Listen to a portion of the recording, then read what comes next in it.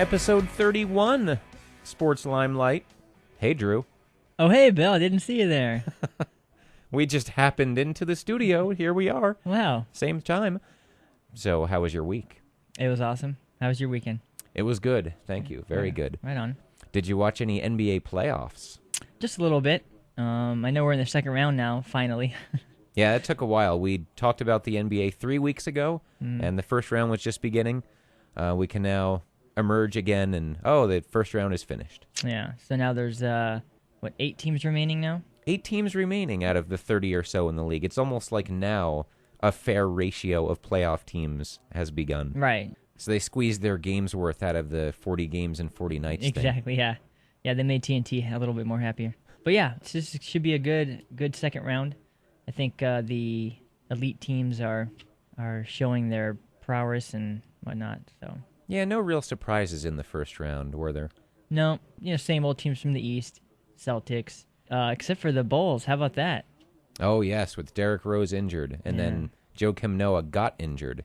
Yeah, and the Sixers just surprised us with the 8 seed advancing. Looking over at the Western Conference, kind of a mild upset was the Clippers over the Grizzlies, at least according to when Chris predicted that the Grizzlies might be a sleeper team. Yeah, they that was a 4 and a 5 seed, so it could have gone either way. But as I said before, I think the Clippers had more talent than anything else. But we'll see if they're for real in the second round against the Spurs. Yeah, that's probably the most heavily favored second round matchup is the Spurs to beat the Clippers. I think the odds for, those who know the gambling vernacular, I think the Spurs were like minus 1,100 for the series, meaning you'd need to lay $1,100 to win 100. Wow, that's pretty impressive there. But the Clippers and the other LA team, Lakers, I don't think they're going to get past this round. Not looking like it for either of them, is it? Yeah, so I think it's going to be a 1-2 Western Conference Spurs Thunder. And then in the East, you have the Heat against the Pacers, and the Pacers actually won today, so it's tied up 1-1. Very interesting and a pleasant surprise from my point of view. Not being a fan of this league, I look at it from a storytelling sort of way. What's the most interesting way for the NBA season to play out? For me, it's the Heat losing again, so that tension can remain of, LeBron James still hasn't won a title. Yeah, I think anyone outside of the Miami city wants LeBron to lose. Yeah, they are heavy villains, the Heat. One time I asked LeBron for a change for $1, and he didn't give me the fourth quarter. He only gave me 75 cents. So, as much as I would love to see the Pacers win, I think the Heat will definitely make it to the Eastern Conference Finals. And we got the Sixers and the Celtics. So, the Celtics are kind of old, but I wouldn't put it past them to make it to the finals again. And that's 1-1 as well. The Sixers won last night, surprisingly. Yeah, those are 2 close games there. Going back to the Heat-Pacer series, does it move the needle for you at all that Chris Bosh is injured and will probably miss the rest of the series? Oh, Chris Bosh, he was on the team? I thought he was extinct. No, I think, it definitely hurts, but I think with James and Wade there, I don't think it'll be that big of a difference. So I see the Heat and the Celtics, with the Heat going to the finals. And the Spurs Thunder, that's what I see as a close toss-up there. Yeah, I'm going to agree with you in the Eastern Conference, with the Pacers being pretty feisty. Maybe it takes 7 games for Miami. And in the West, Spurs Thunder, of course. Mm-hmm. And all right, enough NBA for 3 weeks. We're dismissed again. All right, I'm sure you're happy with that, Bill. I'm delighted.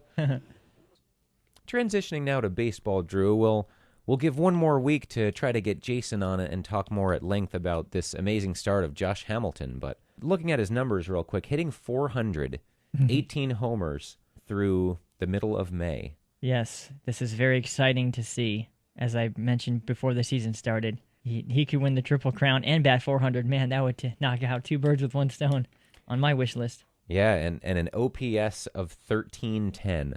Just unreal. Wow. That was the year the Magna Carta was signed, right? Yeah, if we'd paid more attention to Billy Madison when Veronica Vaughn was quizzing Billy. Yeah. We would know that. It was 12:15 for all you history buffs, so don't come plaguing my email inbox with. There it is. Now, Yankees still in third place at 20-16. behind Tampa Bay and surprising Baltimore Orioles, tied at 23-14 for the division lead. Wow. Are these teams both going to stick around in the race, or one or both of them fall? I think they'll both fall. It's always a hot start for teams, and then every year you get 2 or 3 flash in the pans, and then the monsters rise from the ashes like a phoenix.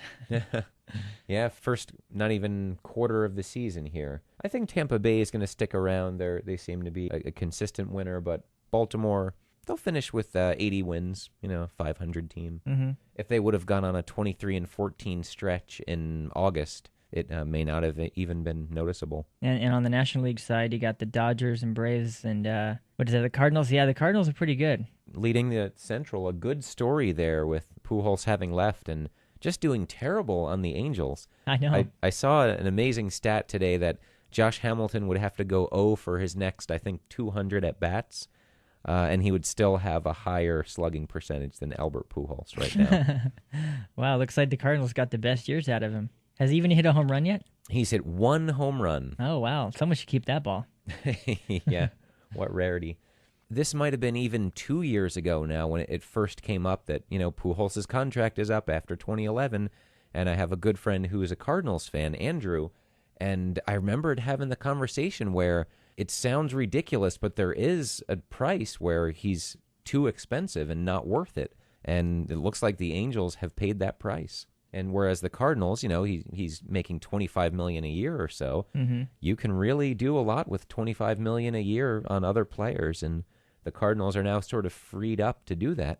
And who knows how old Albert Pujols is anyway, so. Yeah. He may be as old as Greg Oden. Exciting stuff in baseball. Can't wait to talk more about it next week. We will. Matt Kemp just went on the DL for the Dodgers, so we'll see if they can hold on to first there. Not getting a lot of competition. The Giants are 18-17 in second place, 6 games behind the Dodgers. Yeah. Way to go, Magic Johnson. I'm sure he's happy. Yeah, there you go. New ownership. And for all you hockey fans out there, there's 4 teams left. Devils, Rangers, Kings, and Coyotes. Can you believe it, Bill? 2 desert teams are still in the hockey playoffs. And, yeah, not usually known for great hockey. Yeah, I don't follow hockey as much as I should, being on a sports show. Don't apologize for hockey. If anybody's out there as a hockey expert, we'd love to have you on. Yes, we need a hockey correspondent. You will get 2 minutes once a month. Wow, that's more than you allow for basketball. No, we'll give them 5 minutes, and we'll call it the 5-minute penalty box. Oh, there you go. It's the penalty for us to have to do hockey for that long. Oh, man. Sorry, hockey fans. You're so mean. NFL rookie minicamps happened this week, Drew. There's always your walk-ons or, undrafted free agents that reading NJ.com with the guys that tried out for the Giants. You pick out a guy or two. Oh, I hope he makes it. And what a good story he would be. But you really don't know until late August if these guys are going to stick. So yeah, it'll be interesting to see. I'm sure one of them will make the Sports Illustrated cover for up-and-coming nobody, Where was this guy? This year's Victor Cruz, perhaps. Or that one guy. Who's that one receiver for the Cowboys? He was on that show, and then he caught that ball in the overtime against the Niners. Jesse Holley? Yeah. See, something like that. We need something like that again. Now, in other NFL news, Drew, Jason Peters, all-pro left tackle for the Eagles, re-ruptures his Achilles tendon. Whoa. Big blow to Philadelphia. Man. And he joins Terrell Suggs as off-season casualties. Suggs also Achilles tendon. He had a successful surgery 6 days ago. I think that's usually an 8 to 12 month injury. He said he wants to be back this season, so we'll see if he can do it.